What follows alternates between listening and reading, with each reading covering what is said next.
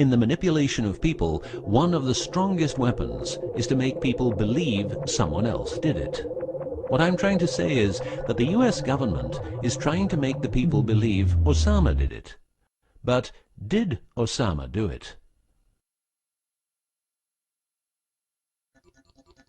Did you know that 6 weeks before the WTC towers collapsed, the owner had a new insurance policy made up, ensuring that the owner, if the towers would collapse due to a terrorist attack, would receive the amount of $3.5 billion. The owner, because 2 towers went down, tried to claim 2 times $3.5 billion, but only received 2.2. What happened to building number 7?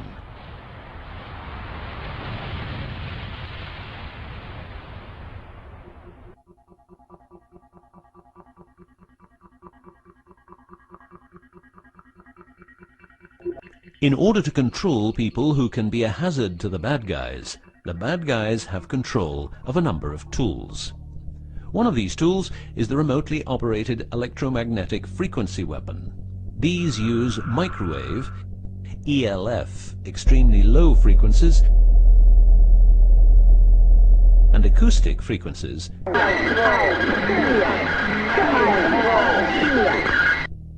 to covertly attack and harass innocent citizens. The use of frequency weapons on humans for behavioral control and murder is not new. For well over 50 years, neuro-electromagnetic frequency weapons have been perfected for their covert use in warfare. These classified, non-lethal or silent weapons, as they are known in the trade, have also been perfected by experimenting on an innocent and unsuspecting public since their early development. Directing a beam of frequencies to a human can cause a series of effects. A well-known effect is ELFs, causing nausea, headaches, wild racing heart without cause, sudden violent itching in different parts of the body. A frequency weapon can look like this, or like this. Its shape depends on how frequencies have to be directed to the target. Did you know that the US Patent and Trademark Office holds a vast amount of patents for machines which can be used in direct or subliminal mind control systems? Here are a few. Method and system for altering consciousness. Superimposing method and apparatus useful for subliminal messages, subliminal message generator. Enough about the frequency weapons. Check this link to learn more.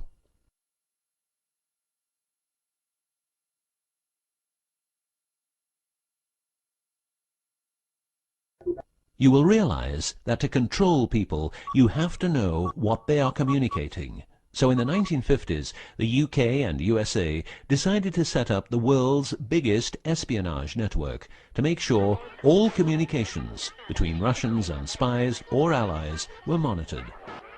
This system has continuously been updated since the day it became operational. The system's name is Echelon and consists of a vast network of listening posts, extremely advanced computers, an enormous number of people, dishes, and taps.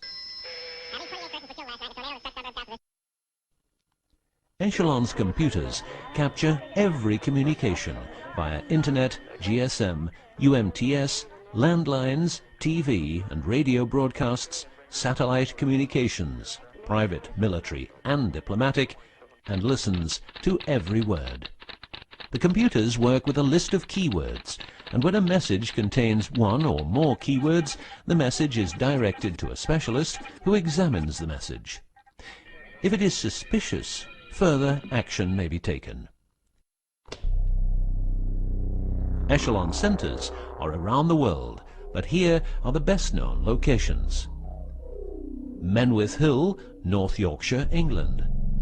HARP, Remote Mind Control Computer Center, Alaska.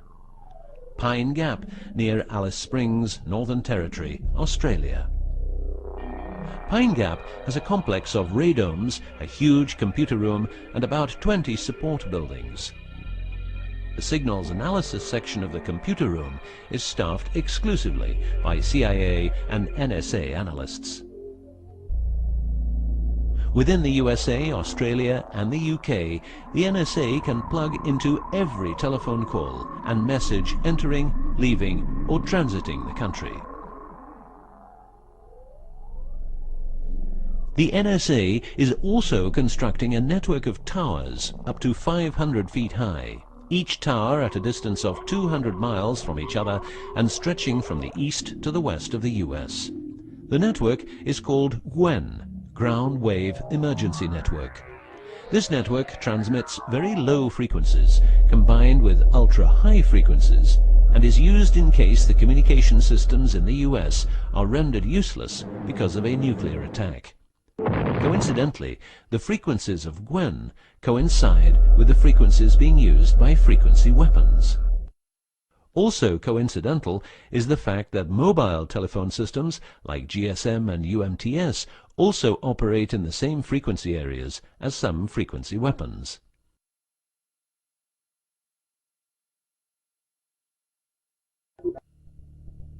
To further prepare for global domination, the secret US government, led by the corrupt holders of the Ark, also known as the Illuminati, or the New Global Union, or the New World Order, or just plain Nazis using the Eye of Lucifer as their symbol, has started building since the 1940s large bases with every commodity you can think of. These bases are basically large cities underground, connected by high-speed magneto-leviton trains that have speeds up to Mach 2. According to Phil Schneider, the black budget is a secret budget that garners 25% of the gross national product of the United States. The black budget currently consumes trillions of dollars per year. Presently, there are over 129 deep underground military bases, or DUMBs, in the United States. These underground bases were built using nuclear-powered laser drills that can drill 7 miles per day. Also, dedicated nuclear explosions were held to create large underground spaces. A lot of contractors work in these places, but never more than 3 to 4 weeks. Always under strict supervision, and before entering a site, they are warned that if they talk about what they see, it will cost them their lives.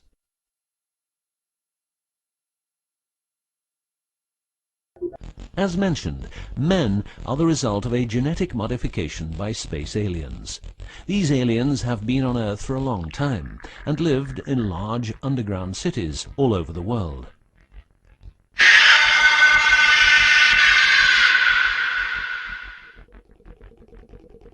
Collaboration with modern governments began as early as 1933 with the Bavarian Illuminati and Thule secret societies, and this collaboration was brought into America via the CIA, which was established with the help of American Nazi agents as well as European Nazis who were brought into America through Project Paperclip and other operations.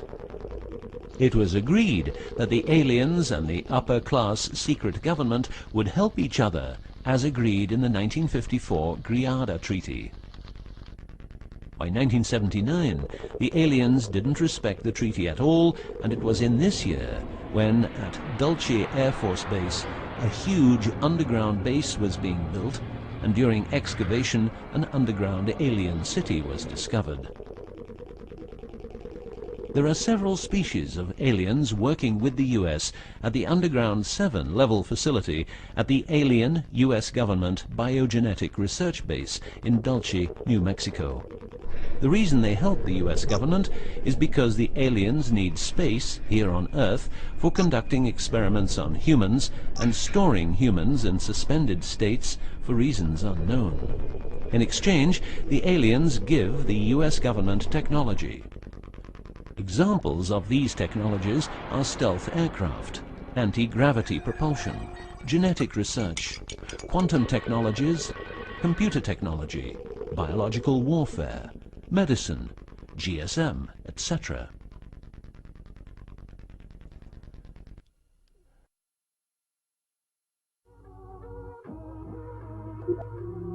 The The greatest weapon the devil has is the disbelief people have in him. The devil represents evil, and those who want to dominate are the evil ones because they keep their knowledge from saving lives and improving the world. Instead, the evil ones will make the people more docile and stupid, using more tricks in order to achieve their goal, which is world and universal domination. The story of the aliens seems so unreal that, like the devil, it is subject to ignorance and ridicule, and that is its greatest weapon.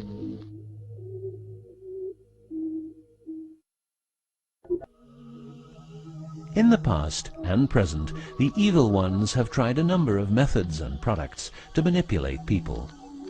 AIDS, invented by a laboratory in Chicago, Illinois in 1972. It was a biological weapon to be used against the people of the United States. Second, the US government has a Tesla device to generate earthquakes. NASA only landed on the moon once. Almost 90% of drugs trafficking is organized by the biggest secret services in the world, like CIA, NSA, MI5, MI6, and so on. Since the US is in Afghanistan, poppy production has reached an all-time high, and never has there been so much heroin on the market. People who don't need drugs needn't worry. Their needs are covered by the pharmaceutical industry. The global warming story is a hoax. The Earth is warming up, but not as a result of CO2 produced by man, but because the cycle of the Earth is just like it is. Remember that 10,000 years ago, the whole northern part of the world was covered in ice. It's what we call an ice age.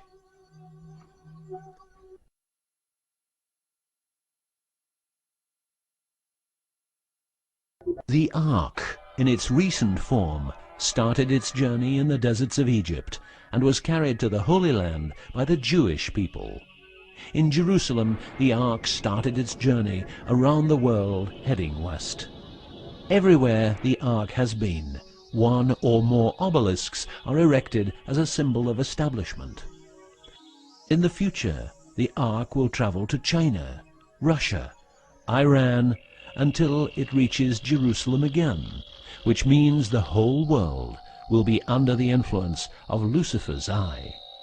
That will be the moment the Annunaki Empire will settle and rule Earth uncovertly. On many important sites in the world, buildings carrying symbols of Lucifer's return are common. The best-known example is the Pentagon, which suggests a pentagram referring to the Jewish symbolism and the symbolism of the Ark. Another example is the Israeli High Court. It's a building with dozens of satanic and secret symbols. Like the eye of Lucifer, an inverted cross you can walk on, its numerical anomalies. It was built in exactly 750 days. Used exactly 250,000 stones, all hand-laid, and was funded by the Rothschilds, the founders of the central banks and the World Bank. These buildings celebrate the coming of and will serve as headquarters for the evil ones. From here, every communication will be monitored.